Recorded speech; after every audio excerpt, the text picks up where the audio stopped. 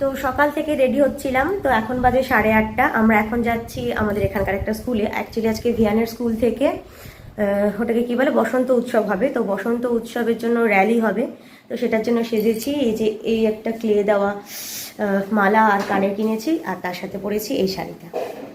তো আমার ছেলেও রেডি, পাঞ্জাবি পাজামা পরে। তো চলো, যতটা পারবো ব্লগ করবো আর তোমাদের সাথে শেয়ার করবো। ঘুম থেকে উঠে একেবারে রেডি হয়ে সকাল 8:30টার মধ্যে আমরা দুজন মিলে বেরিয়ে পড়েছি বসন্ত উৎসবে পার্টিসিপেট করবো জন্য। অ্যাকচুয়ালি কালিয়াগঞ্জের প্রত্যেকটা স্কুলই পার্টিসিপেট করে, আর সেখান থেকে ভিয়ানের স্কুলও পার্টিসিপেট করছে। তো ওর স্কুলের সমস্ত স্টুডেন্টসরা আর তার পেরেন্টসরা এসছে, মানে মারা বিশেষ করে। আর সবাইকে স্কুল থেকে বলেই দিয়েছিল লাল হলুদের থিম রাখতে।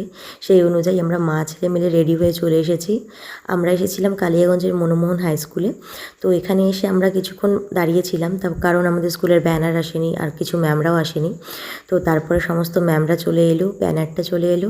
তারপরে আমরা সবাই মিলে ফাইনালি র্যালিতে বেরোলাম। আমাদের নাম ছিল 28 নাম্বারে, কারণ প্রত্যেকটা স্কুলেরই একটা করে নাম্বার দিচ্ছিল, যেই নাম্বার অনুযায়ী র্যালিতে সবাই বেরোচ্ছিল। তো আমাদের নাম্বার ছিল 28 নাম্বারে। এই যে আমাদের স্কুলের হোর্ডিং এখানে চলে এসছে, আর এখানে টিচার্সরা আমাদেরকে দাঁড় করিয়ে দিচ্ছিল যে পেরেন্টসরা একদিকে দাঁড়াও, স্টুডেন্টরা একদিকে দাঁড়াও। তো সেই রকম করে আমরা সবাই দাঁড়িয়ে গেছিলাম। তো বেশ কয়েকজনই এসেছিল, আর কিছুজন অ্যাবসেন্ট ছিল, কারণ তারা হয়তো তাদের ডান্স স্কুল বা অন্যান্য স্কুলের তরফ থেকে গেছে, মানে এক্সট্রা কারিকুলাম যেগুলো শেখে আর কি অন্যান্য বাচ্চারা। তো ভিয়ান যেহেতু এখনও খুবই ছোটো, আর তাই ওকে আমি কোনো অন্য কিছুতে দিইনি, তাই স্কুলের তরফ থেকে এখান থেকেই আমরা এসেছিলাম।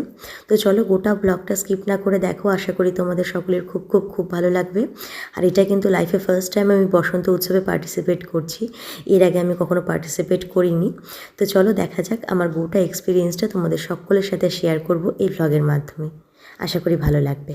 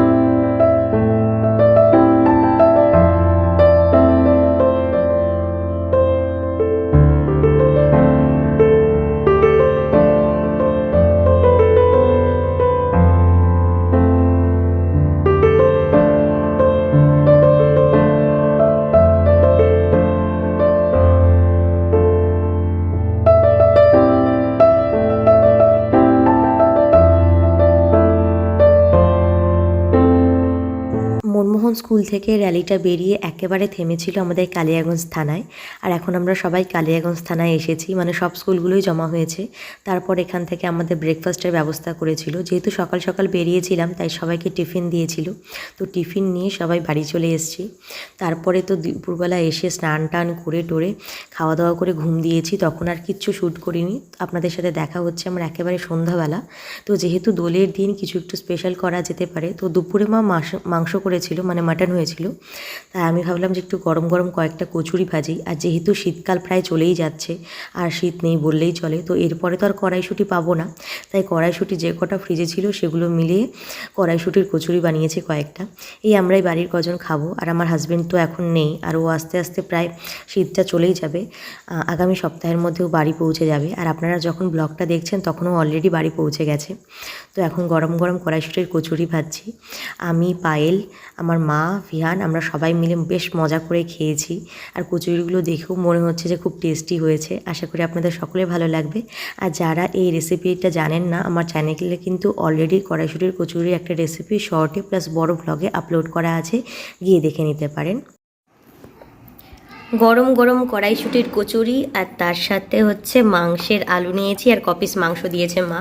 তো এটা এখন গরম গরম ভেজে আমি খাচ্ছি, বাইরে ভিয়ান খাচ্ছে। অ্যাকচুয়ালি ভিয়ান ভাত খাচ্ছে, ভিয়ানকে কচুরি দিইনি, কারণ আমি চাই না যে ও একটু ভাজাভুজি খাক, কারণ আজকে এমনিতে বসন্ত উৎসবের জন্য ও আইসক্রিম খেয়েছে দুটো।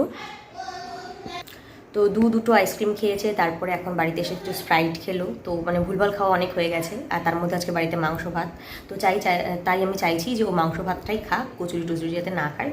চাইলে হয়তো পরে একটা দিতে পারি, এর বেশি দেবো না, ঠিক উঠছে। তো আজকে দুপুরে মাংস ভাত খেয়েছি, তো এখন কচুরি দিয়ে মাংস খাবো। এটাই হচ্ছে আজকে আমাদের ডিনার।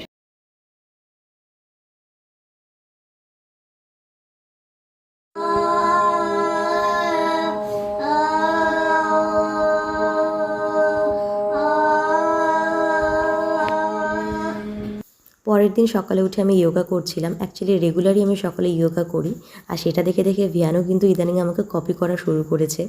তো ও চেষ্টা করছে করার, তো আমি বারণ করি না, ও দেখে দেখে করে, আমিও ওকে আরও উৎসাহ দিই যে করুক। তো ভিডিওটা যদি ভালো লেগে থাকে তাহলে অবশ্যই একটা লাইক করো, তোমাদের ফ্রেন্ডস এবং ফ্যামিলির সাথে শেয়ার করতে পারো।